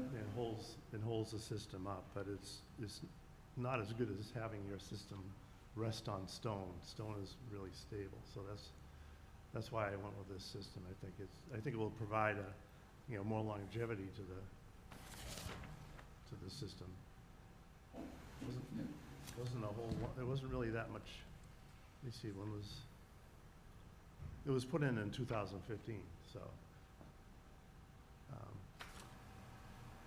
So it's not, I mean, it's 9 years or 10 years, so, but, and do we have the flood exceedance level on this lot? I don't have it in front of me. It wasn't terrible. We're pretty far inland. The groundwater, observed groundwater was actually 1.4 feet lower than what I'm holding as my high groundwater, which we had. And, so the bottom of our pump chamber is about 2 feet above the observed groundwater and about 4 inches above the estimated high groundwater. So I don't see any issues with respect to, buoyancy with the existing tank, well, with the existing tank or the proposed pump chamber. I think that the weight of the chamber and the earth over it is gonna be more than sufficient, even if the groundwater were to come up way into the, above what we have due to a flood situation. Okay, Mr. Chairman, I'm all set. Okay, thanks, Paul. Rich? No questions. Okay, Sandy? No questions. Okay. I have a couple questions, guys. So I'm looking at the photographs and seeing those oak trees. When you're digging in for the leaching field, you gonna have any impact on those tree roots? I don't know. Don't know. I mean, the existing system's right where we're putting the proposed, so they're gonna be, they'll be taking out that system and oftentimes, I don't think there's gonna be a whole lot of contaminated soil surrounding the system, so I don't think that I don't think we'll be really digging that much around the perimeter of the system, getting too close to the oak tree. But I don't really know. I mean, Could make it a I condition. don't know how they spread, I don't know how Yeah, far they spread. That's what I was thinking, yeah. Okay. Next item. I don't see any erosion control on the plan since you have a grade dropping off. Since you got 2.5-foot grade drop. Yeah, I mean, we can certainly put some hay wattles in there and a silt fence. Okay. To prevent any siltation from getting down into the street. Okay, and then, okay, that answers my questions. Okay. Drew, any comments from you? No, I'm good. Good, okay. Anybody in the audience? Okay, you all set, Paul? I was just jumping over to the Mars data viewer to see the exceedance levels. Yeah, they're up there. I'm looking at 2030, and the water's in there by 2030. But I don't see any other alternative other than to raise the system up. Yeah. Well, it looks like, the numbers there, it was on the cross-section, it looks like it's 4.2 feet, so 4.2 feet above. so you're talking 0.8 of a foot, so 10 inches difference, right, roughly? 4.2 feet above the estimated high and 5.6 feet above what was observed, standing in the, Right, so that's just an estimated high, right? Water. estimated high, yeah. Okay. Does that help you out, Paul, any? Yeah, it is what it is. Okay. All right. One suggested condition is lawn standards, regulation 31. Oh, yeah, For, Reg 31, yeah. okay. Thanks, Drew. Could you just list the conditions you Yeah, expect? whoever's oh, gonna I'm make a sorry. motion will do that. Okay. All right, you all set, Paul? Yes. Okay, all right. Do we have a motion for 31 Nick Trail? Just a quick, how do you want to, if they do dig and there are roots, how do you want to condition that as far as, I would, Say contact conservation department. okay, yeah, and then come up with a okay. planting plan, landscape plan. Yeah, some So- sort of remediation for that. And then as far as the lawn standard, It's just as long as it's 10%.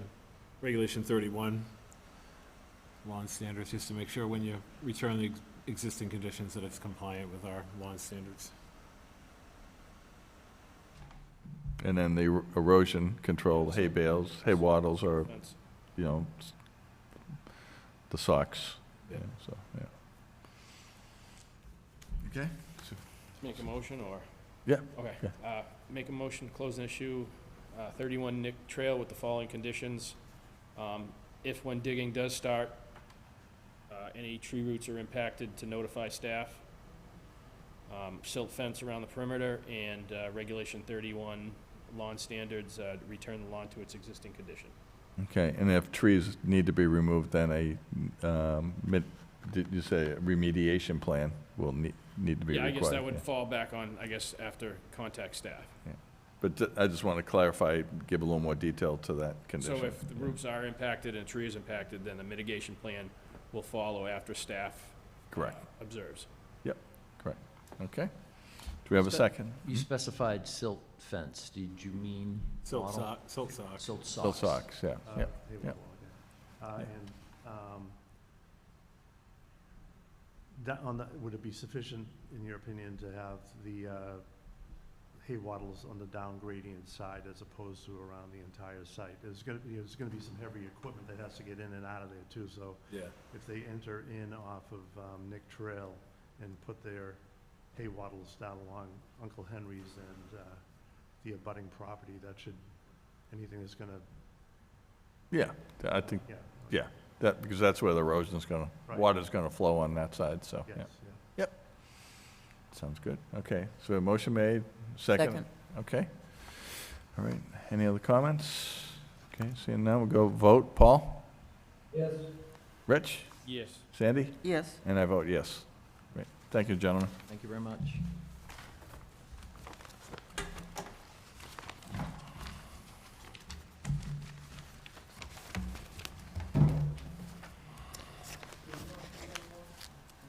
Yeah, I'll take them. Thank you. Thank you. Thank you. Take care. All right, so next item, notice of intent found, 30 Captain's Row, Matthew S. and Jennifer A. Keelty. Proposed plan for residential addition, proposed deck, septic tank upgrade and mitigation. Representative Cape and Islands Engineering, DEP number 433374. And they request to be continued to December 11th to allow time for a ZBA filing. This is the- Now I got it right. There we go. So, okay. All right. So do we have a motion to continue 30 Captain's Row to December 11th? So moved. Okay, do we have a second? Second? Okay, motion made, seconded. Go to a vote. Paul? Yes. Okay, Rich? Yes. Sandy? Yes. And I vote yes. Okay. You hanging in there, Paul? Trying to. Okay. All right, we'll keep things moving along. Okay, next item is amended order condition, 27 Ocean Bluff Drive, David and Amanda Gladstein. Proposed reconfiguration of pool and hardscape footprint with mitigation. Representative is Lionstone Design Construction, DEP number 433362. All right, good evening. Andrew Arias for Lionstone. Wilkinson Ecological Design. Can you pull the mic just a little bit closer to you? Thank you. Jennifer Wilkinson. Thank you.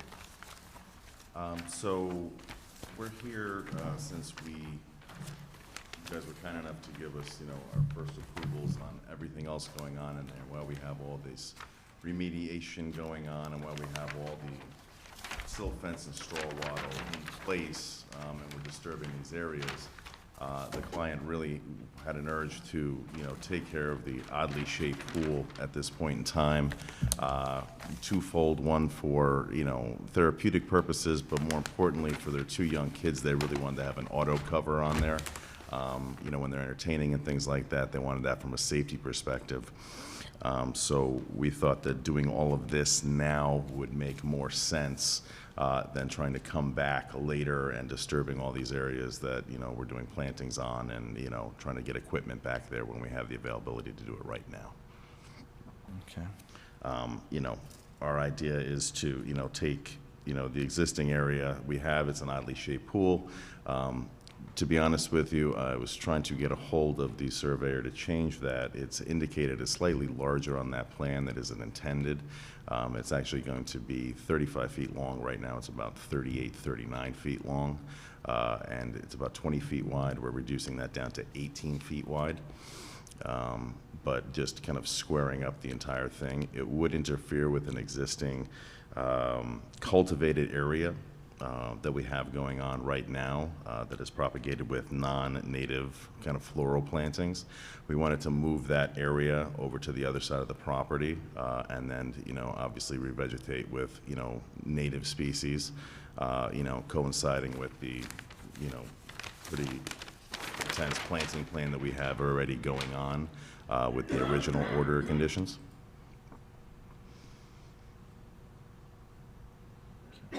kind of where I'm at. Okay, So, great, thank you. you're welcome. All right, go out to commissioners. Paul? I'm not quite sure, where is the cultivated area being moved to? Moving the cultivated area to the other side of, kind of right in there where that cursor is. Keep going into the, right along that area, all the way to the right into that corner. We wanted to take that area right in there and move that cultivated area, you know, in there and make that all. Flood zone X? Correct, yes. All right. And make that all native species over there. So it'd actually be a reduction, probably, there's existing lawn over there, so it's probably a reduction of lawn space by roughly 120 square feet at least, if not more. Okay, and that is the amount of the cultivated area, 120 square feet? I think the entirety of the cultivated area is probably 230 square feet right now. I don't think we're going to be taking the entirety of it. What we're going to be disturbing will probably be about that, but whatever we were taking away, we would put back. Unfortunately, I was unable to get the DWG drawings to Wilkinson in time. They wanted to put together, you know, a more proficient plan for you guys to put eyes on. And obviously, you know, it would take, you know, whatever we needed to do in that corner, we had the availability to take, you know, probably up to, you know, 300 square feet if needed. The other place we were looking, if we wanted to do any additional plantings or anything you guys wanted to do was, you know, we're only affecting right now 1/2 of that, of the coastal bank, and then everything kind of this side on the plan of the existing sea stairs is not being touched. You know, in the original remediation plan, which we certainly could add into this, and that might be a nice place to then have the entirety of that coastal bank remediated, as opposed to, you know, just the one side of it. Wilkinson is actively contracted and working on the plan. Again, we did not get the DWG files in time to submit respectfully to you before the deadline. But we can submit a full plan within just a few days into next week that reflects those areas and the mitigation that's required. Okay, thank you. Paul? Yeah, can I go to Drew with a question? Yeah. We're right there at the top of the coastal bank where they're talking about bringing this cultivated area over. Would we have a preference for vegetation types right there? I can take a look at the cooperative extension planting list, which, you know, kind of you can key out to see what's appropriate for that area. But I would think, you know, things like beach plum or other really, you know, hardy coastal shrubs would be appropriate for that area. Yeah, I'm thinking if we're gonna change something or condition something and go in there, we might as well get the best product. Yeah, I can take a look at the list and see what would be most appropriate. Okay. All right, I'm all set, Mr. Chairman. Okay, thanks, Paul. Rich? No questions. Okay, Sandy? Paul asked my question. Okay. Okay, the question I have, so you're gonna go from a regular shaped pool to a rectangular shaped pool, correct? Correct. Okay, and it's gonna be 18 by 35? Yes. So what's the square footage of the existing pool versus the proposed? Same, roughly? It's roughly a reduction of, I think, 85 square feet. So, okay, Yeah. slightly smaller, okay. Just because of the way it jogs and everything, it's, you know what I mean? And I was out there double checking that, and that's what a reduction of roughly 85 square feet, depending on how you pull certain things with the spa area that is, you know, not necessarily indicated in that plot, in the original plot plan, so. Okay. And then I'm looking at notes, it says proposed patio, but then you have an arrow going to that area, it says disturbed cultivated area to be located. So is that a new patio that's being proposed around this pool, or? It was just a continuation of that patio coming straight across there. So the existing bluestone patio, so that line going straight across would just continue to be patio. Okay, so that's gonna be bluestone to match, so it's Yes. gonna be impervious surface there. Yes. Okay.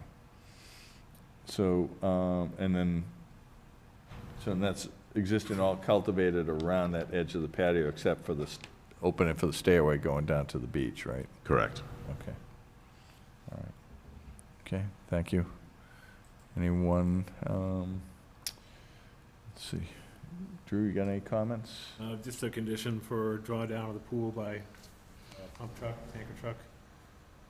That might already be in an existing order of conditions, but doesn't hurt to repeat it for this one.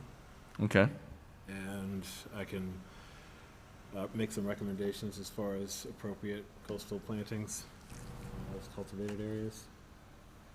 Okay.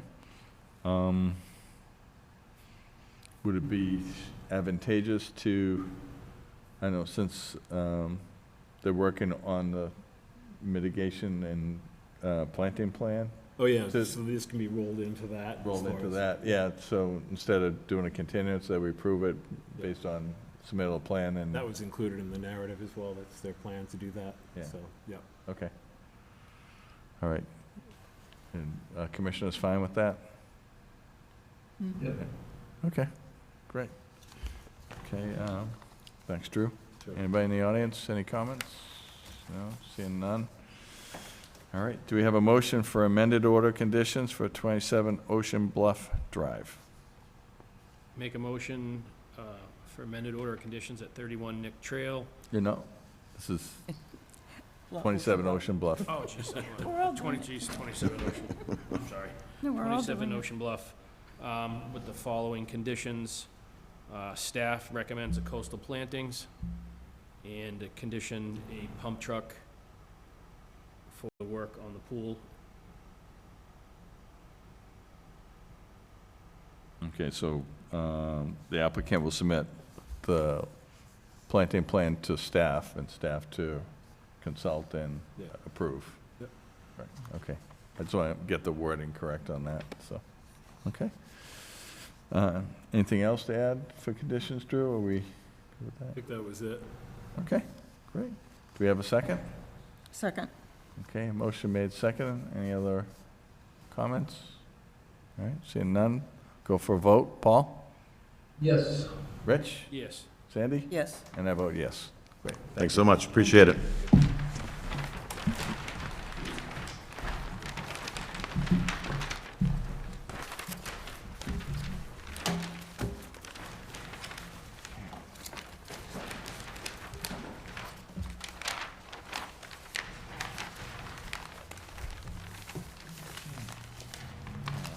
What's that?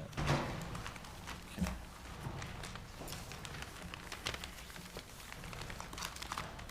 All right. Next item would be a certificate of compliance for 124 Shore Drive West, Jared and Nicole Hirsch. Proposed swimming pool and landscape mitigation plan, representatives BSS Design, DP number 433206. It passed inspection. Yeah, pass, no issues. No issues, okay, everything looked good out there. Yeah. Okay. Do you have any questions on this one? No? Okay, do we have a motion to accept this COC? So moved. Okay, do we have a second? Second. Okay. Roll call vote. Paul? Yes. Rich? Yes. Sandy? Yes. And I vote yes. Okay, next item was COC 155 Old Bouncewell Road, the Stop Bus LLC, proposed new construction, representatives Cape and Islands Engineering, DP number 432994, and passed inspection. So, any issues with that one? No. That's a new house, right? That It is was a new house, yeah. Is that the Newly one on the right, developed on Quasha Valley Golf Yeah. Course? Yeah, Opposite side of the street from the school. yeah, Yeah. okay. Trying to buy that house, and Can you Oh, come come on up up, to the, come on yeah, up, please. sir, yeah. Give your name for the record. Palmer Graph, No, come on up to the mic, table. please. Yeah.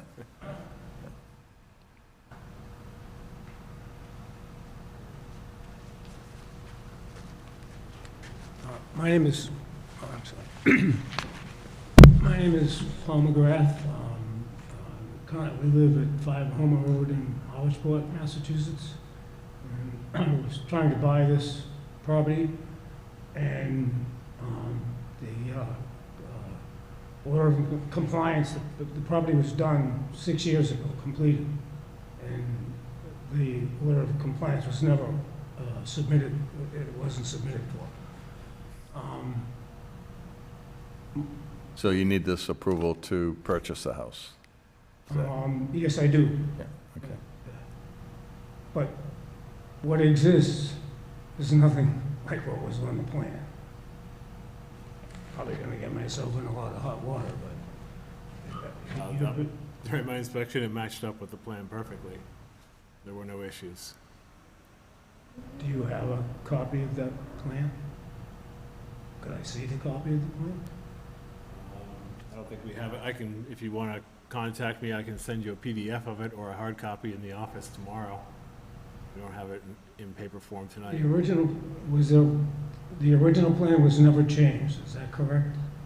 I don't believe so. I'll have to check our permits files to see if there was any changes to it, but I don't believe there were. So right now, there's a 30-foot, 4-foot-high wall and a walkout basement door. And so there's 3 walls that did not exist on the original plan. There was no walkout on the original plan. There were cellar windows. And now all of a sudden, there's a 5-foot lower grade. I'll have to take a look at the plan and see if there were any amendments or administrative approvals to allow those changes, but the plan I had matched up with the inspection.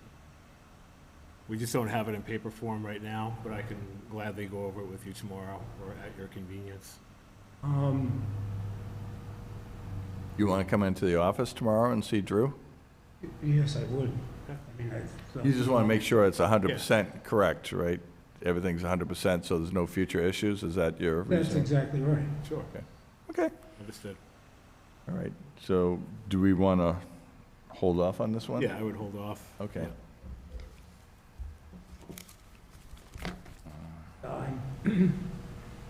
This could be continued to December 11th. Is that going to hold up the purchase and sale? Sorry, we're getting into a lot of legalese here. I was supposed to close on this a while back, and then this came up. I'm quite familiar with conservation issues, et cetera. I just sold my property in Chatham, and we built it like 7 years ago, and 85% of it was in the conservation area. And the comments made by the people who walked to at the end said that I did a wonderful job. The plantings, it is not to the plan. It is not to the plan. Okay.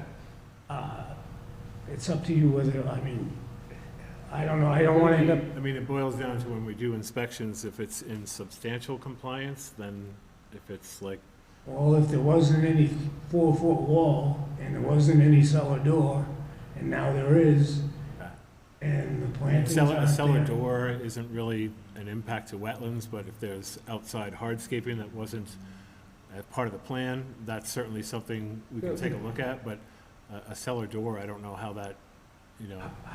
When the original plan says that there's. As far as supposed to be- impact to wetlands.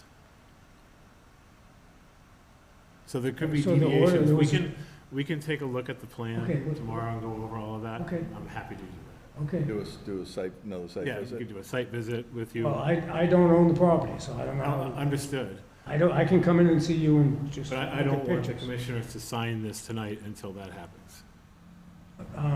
But their next opportunity to sign it would be December 11th. That's why I'm asking you. Well, I think, I don't want to get this wrong. I'm No, sorry. Absolutely. I just wanted to see if you were okay with that, because that's. I would commission's rather meeting. make sure that everything is correct. Sure, understood. Okay, so we'll continue this to December 11th then. Yeah. And I can meet you here tomorrow morning?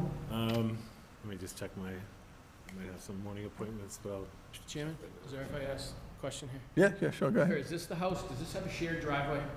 Yes, So if you go up the shared driveway, there's a house directly, if you're looking at it, and the driveway veers off to the left for the other house. yes. You're purchasing the one as you drive in straight. And I'm the furthest one out.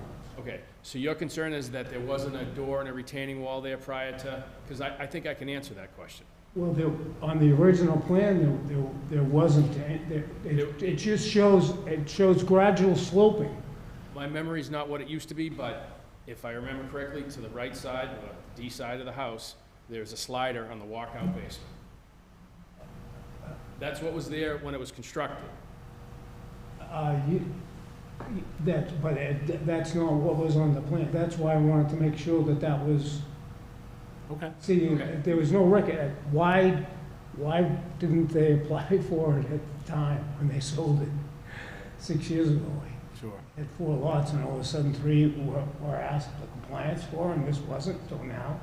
And it's 10 a.m. 10 a.m. Here. Downstairs basement across from the building department. Okay. Thank you. Welcome. Great. Thank you for coming. Okay, so we're gonna Just hold on to that one. Yeah. make a motion to continue this till December 11th, is that right? Yeah, that's fine, sure. Okay. Do we have a motion to continue 155 Old Bouncil Road to 12/11? So moved. Okay, do we have a second? Second. Okay, roll call vote. Paul? Yes. Rich? Yes. Sandy? Yes. And I vote yes. All right, next item, COC 6 Jehu Pond Road, Robert and Martha Johnson, proposed construction of home additions, swimming pool, patios, hardscape, and landscaping mitigation. Represented BSS Design, DP number 432967. It passed inspection. Yeah, so this one, just to refresh the commission's memory on this, they came in with a COC previously that failed inspection because there was a gap in the mitigation planting scheme that wasn't planted up, so that has since been taken care of.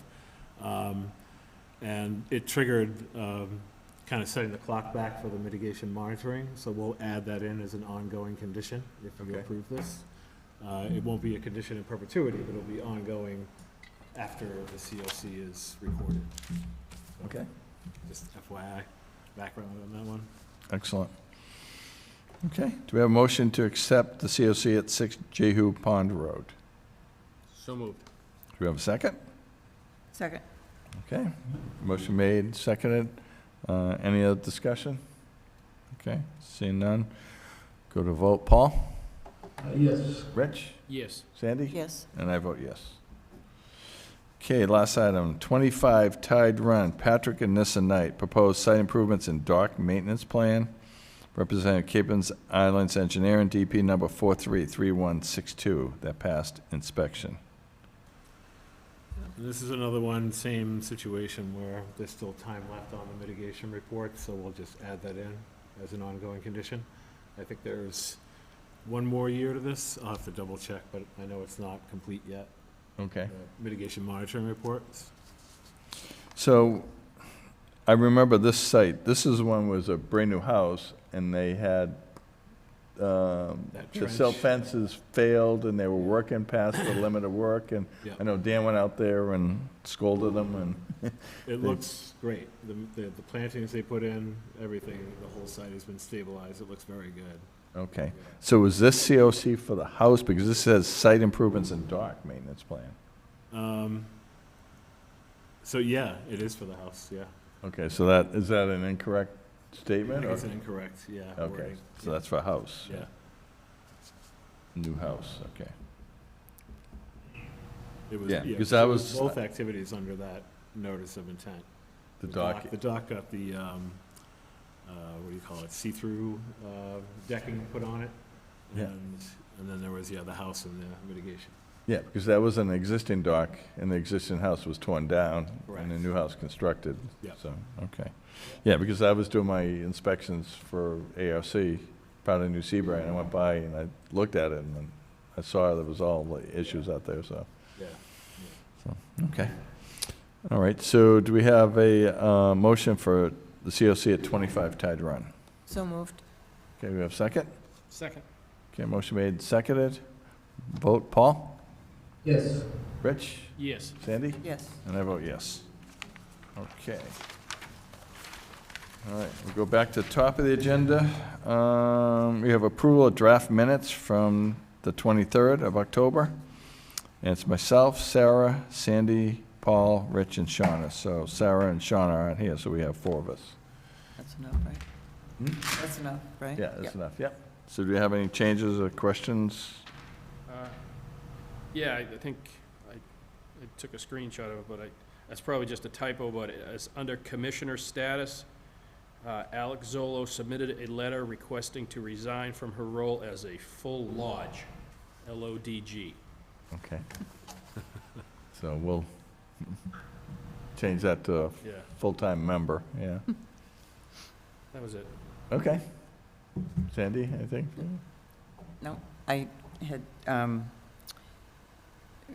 sent in some earlier ones that she put into the new draft, so, Yeah, she- about the motions, yeah. Okay. Satisfied. Paul, any concerns, changes from you? I didn't see anything. Okay, yeah, I'm good too, so. All right, do we have a motion to approve the minutes from October 23rd? So moved. Okay, do we have a second? Second. Okay. Go to vote. Paul? Yes. Rich? Yes. Sandy? Yes. And I vote yes, too. Okay. Next item is finalization of 2026 calendar for the meetings. So I think everybody has a copy of that, and we can talk about that next week at a quarterly. Yeah, we just wanted to get the calendar draft out to everybody so you can take a look at it. I'd like to hopefully get this in place before other committees and commissions start submitting theirs, so we have kind of a more. Can we have this sent electronically to Paul? Yeah. Paul, did you get this? Did you? sent No, I did electronically? I thought Elizabeth sent it out to all the commissioners previously, but. No. I'll make sure- I didn't get one. You didn't get it? Electronically, no. Okay, we'll send it, I'll do it first thing tomorrow morning. And Yeah, tomorrow, anyways, to sign those documents. oh, that's true, yeah.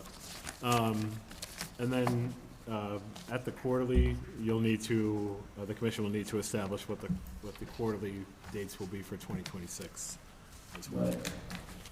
Yep. And also consider, the start time, if you're happy with it as is, 6:30, or if you want to change that too, just let us know at the quarterly. Okay. I looked at that plan of record when that gentleman was up talking about the house not being built the way it's supposed to be, or whatever his concern was. The date on that was October 22, 2018. Okay, That's what was sent out to us. right.